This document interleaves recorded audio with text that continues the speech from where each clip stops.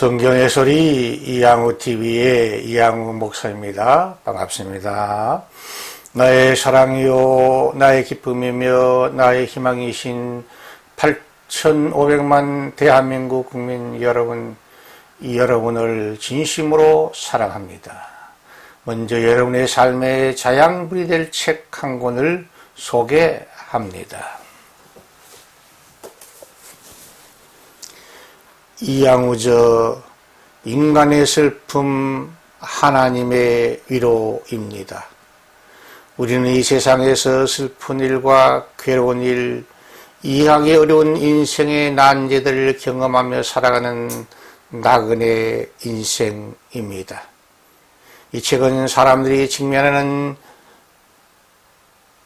슬픔과 아픔, 고난과 시련, 절망과 죽음에 대한 질문의 해답을 찾아보려고 시도한 책입니다.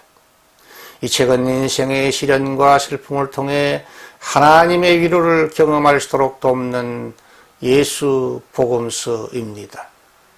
이 책은 세상을 떠나면서도 불신 친척, 불신 이웃들에게 예수 복음을 전하도록 돕는 아주 좋은 전도서입니다.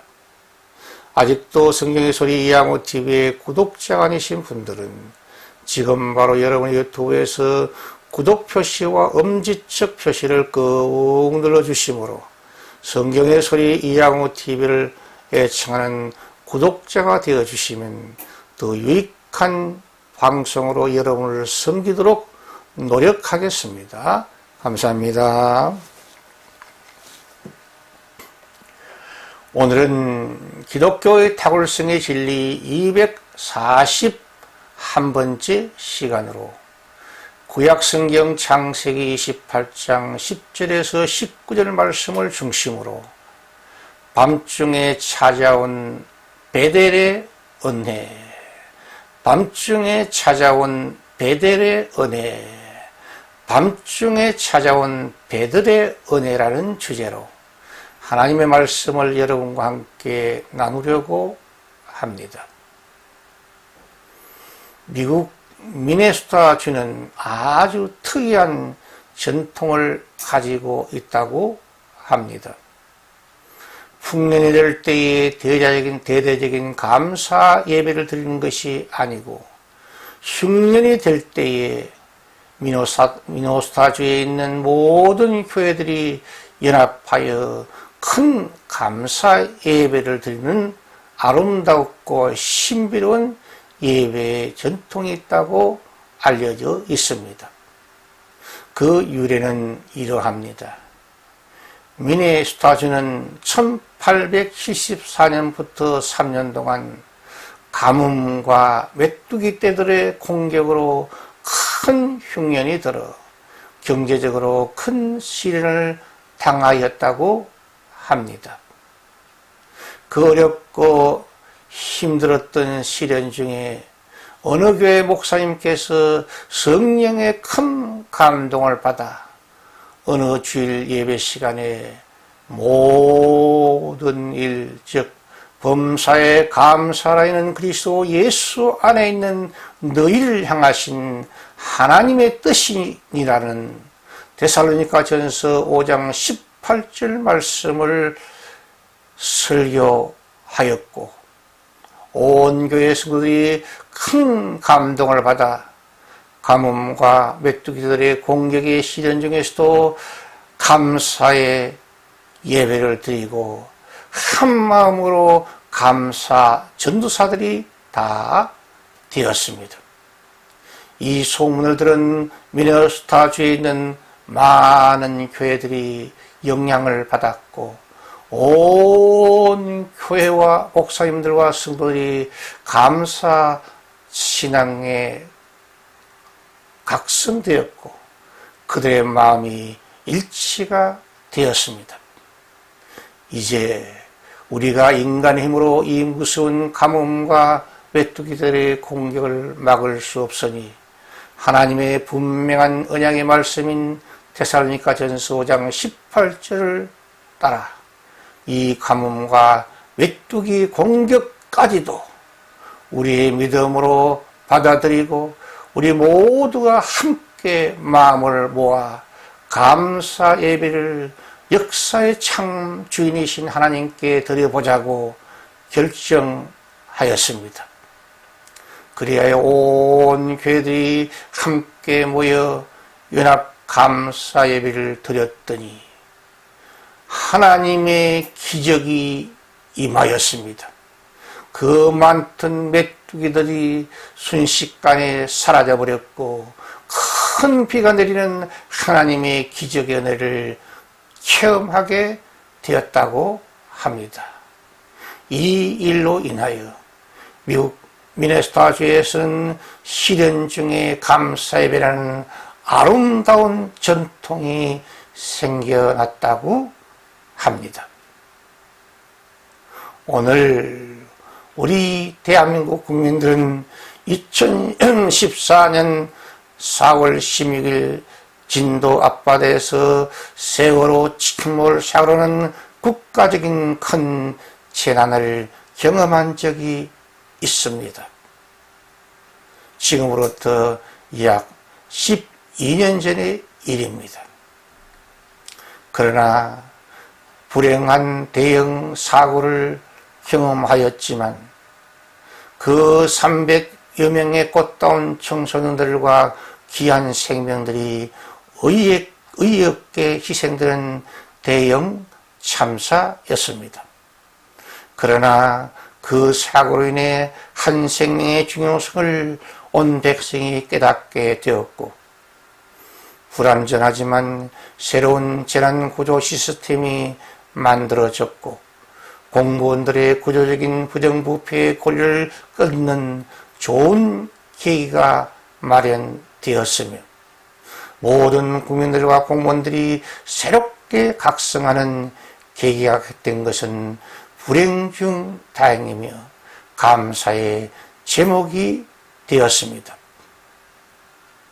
오늘 깨어있는 대한민국 국민들은 어둡고 캄캄한 비정상적인 정치, 비정상적인 경제, 비정상적인 국방, 비정상적인 한미동맹의 위기상을 경험하고 있습니다.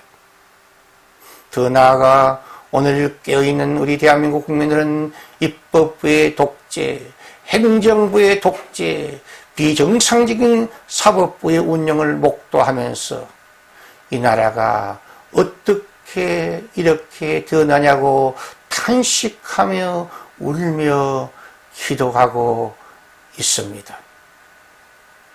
자유민주주의의 나라 대한민국의 정체성이 무너지고 있다고, 정말 국가적인 위기의 순간이 왔다고 판단하면서 불평하며 좌절하며 절망하는 분들이 많아졌습니다.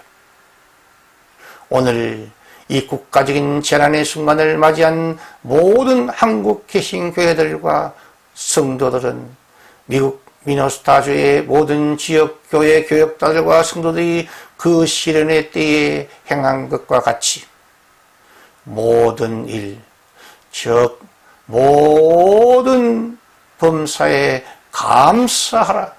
이는 그리스도 예수 안에 있는 너희를 향하신 하나님의 뜻이니라는 데살로니가전서 5장 18절 말씀을 믿음으로 굳게 붙잡고 역사의 참주인이신 살아계신 하나님께 믿음의 감사 기도와 감사 예배를 온전히 드림으로 오늘 하나님의 기적을 경험해 보자고, 경험해 보시자고 긴급 동의합니다. 그리하여 21세기 미네소타주의 기적이 오늘 우리 대한민국과 한국교회 위에 임하게 될 줄 믿고 감사의 기도와 감사의 예배를 긴급 동의합니다. 이 일에 동참하는 개인과 주의 종들과 교회들이 불꽃같이 일어나기를 예수 그리스도의 이름으로 축복합니다. 밤중에 찾아온 하나님의 배들의 은혜는 외로운 자를 찾아오시는 위로의 은혜입니다. 그 말씀은 창세기 18장 10절에서 13절에 기록되어 있습니다. 야곱은 주님의 풍요 약속을 받았는데 한 끼 식사를 극자는 가난한 도망자가 되었습니다. 야곱은 만민의 존경의 대상이 된다는 약속을 받았는데 형 에서의 칼날을 피하는 도피자가 되었습니다. 야곱은 복의 건원절이라는 축복을 받았지만 물이 둘 곳 없는 처량한 신세가 되고 말았습니다. 야곱은 형의 칼날이 무서워 편히 쉴 수 있는 주막에 들어가지도 못하고 낙엽을 요를 삼고 하늘을 입을 삼고 돌베개 하고 잠이 들었는데 여호와 하나님이 야곱을 찾아와 주신 것입니다. 이 베델의 은혜를 경험한 야곱은 그 하나님께서 야곱의 그 순전한 믿음, 주님의 축복권의 중용성을 깨달아 정찰하는 야곱의 그 열정적인 믿음을 인정해 주신 것입니다. 그리하여 이 외로운 자를 밤중에 찾아와 위로해 주시는 하나님의 베델의 은혜를 경험한 후에 야곱은 그 지독한 고독과 무서운 공포의 누서 땅을 하나님의 집 베델이라고 이름 지었습니다. 그러므로 화려하고 아름다운 성전이 베델이 아니고 외로운 자를 찾아와 위로해 주시는 하나님의 은혜, 주님의 은혜를 만난 그곳이 하나님의 집 베델이 될 줄 믿습니다. 그렇습니다. 도피자 야곱, 고독한 야곱, 공포 속에 떨고 있던 야곱을 찾아주신 베델의 하나님은 죄와 사단의 포로가 되어 흠모와 절망 속에 살고 있던 인생들의 구주가 되시기 위해 이 땅에 성육신하신 예수 그리스도의 성탄의 그림자요 예표가 됩니다. 밤중에 찾아온 하나님의 베델의 은혜는 인간이 하나님과 소통할 수 있는 길을 예비해 주시는 은혜입니다. 창세기 18장 12절에 보면 하늘에 닿는 사닥다리의 계시를 야곱은 꿈속에서 경험하게 됩니다. 이 사닥다리의 계시는 모세가 경험한 시온의 대로요, 이스라엘 백성들이 경험했던 홍해 바다의 고속도로가 생긴 하나님의 기적의 은혜입니다. 그리고 야곱의 사닥다리에 계시는 모든 인류의 구원의 길을 여신 예수 그리스도의 십자가의 예표요 그림자입니다.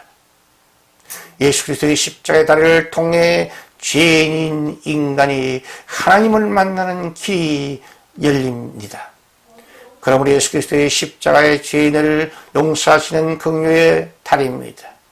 예수 그리스도의 십자가는 버림받은 자를 환영하는 사랑의 다리입니다.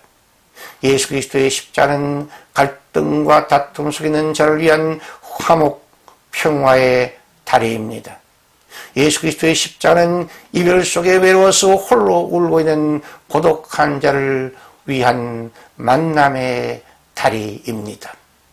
그리고 예수 그리스도의 십자가는 멸망받을 인생을 위한 하나님의 구원의 다리입니다. 밤중에 찾아온 하나님의 베델의 은혜는 미래를 보장하시는 축복의 은혜입니다.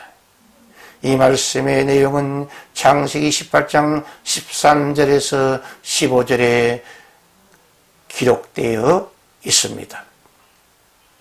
도망자 야곱이 밤중에 찾아온 하나님의 베델의 은혜를 경험한 후에 무서웠던 그 공포의 땅을 하나님의 집 베델, 언약의 땅이라고 이름 지었습니다. 야곱이 경험했던 고독한 그 땅이 창대함이 약속되는 은총의 땅이 되었습니다. 야곱이 경험했던 외로운 도망자의 그 땅이 임마누엘의 땅이 되었습니다. 야곱이 경험했던 낙심의 그 땅이 미래의 회복이 보장되는 축복의 땅으로 변화된 것입니다. 많은 사람들은 현재 우리의 육신의 눈앞에 보이는 것에 집착하는 지독한 영적 근시안들인 것이 사실입니다. 사실 우리 인간들은 오늘 우리 주위를 둘러싸고 있는 어둠의 세력들인 거짓, 사악함, 엄난, 포악함, 불의, 불공정, 불신 등과 같은 환경을 바라보고 불평하며 좌절하며 낙심하며 절망하기 쉬운 실존들입니다. 그러나 우리 그리스도인들이 믿고 신뢰하며 섬기는 하나님께서 계신 우리 아버지 하나님은, 하늘을 우리가 믿고 섬기고 바라보는 하늘에 계신 우리 아버지 하나님은 무에서 유를 창조하신 창조주 하나님이 되십니다. 우리 그리스도인을 믿고 신뢰하며 섬기는 하늘에 계신 우리 아버지 하나님은 모든 것을 아시고 모든 것을 그의 기뻐하시는 뜻대로 행하실 수 있는 전지전능하신 분이십니다. 우리 그리스도인들이 믿고 신뢰하며 섬기는 하늘에 계신 우리 아버지 하나님은 시련의 때나 평안의 때나 항상 우리 곁에 함께 하시는 임마누엘 하나님이 되십니다. 우리 그리스도인이 믿고 신뢰하며 섬기는 하늘에 계신 우리 아버지 하나님은 모든 것을 합력하여 선을 이루시는 선한 목자가 되십니다. 우리 그리스도인들이 믿고 신뢰하며 섬기는 하늘에 계신 우리 아버지 하나님은 과거와 현재, 미래와 영원까지 다 아시고 전망하시며 디자인하시는 시간의 주인이 되십니다. 요즘 젊은이들 사이에 이런 말이 유행한다고 합니다. 청춘이라고 쓰고 절망이라고 읽자고. 그들이 직면한 현실의 아픔과 악녀와 같은 불확실한 그들의 미래 때문에 생긴 유행어라고 생각합니다. 그러나 누구든지 주님의 인자와 긍휼의 은혜를 받으면 얼마든지 희망의 사람이 될 수 있음을 믿으시기 바랍니다. 예레미야 선지자는 성령의 충만을 받아 예레미야 애가 3장 22절에서 23절에서 이렇게 우리를 위로해주고 축복해주고 있습니다. 여호와의 인자와 긍휼이 무궁하심으로 우리가 진멸되지 아니하매니이다. 이것이 아침마다 새로우니 주의 성실하심이 크시도소이다. 그렇습니다. 이 하나님의 약속과 같이 살아계신 여호와 하나님의 인자와 긍휼과 성실의 손길이 우리와 함께 하시기만 하면 예수 안에서 캄캄한 어둠의 변해 희망의 새아침이 될 줄 믿습니다. 오늘 예수 안에서 불가능이 변해 가능이 됩니다. 오늘 예수 안에서 불평이 변해 감사로 만들어야 합니다.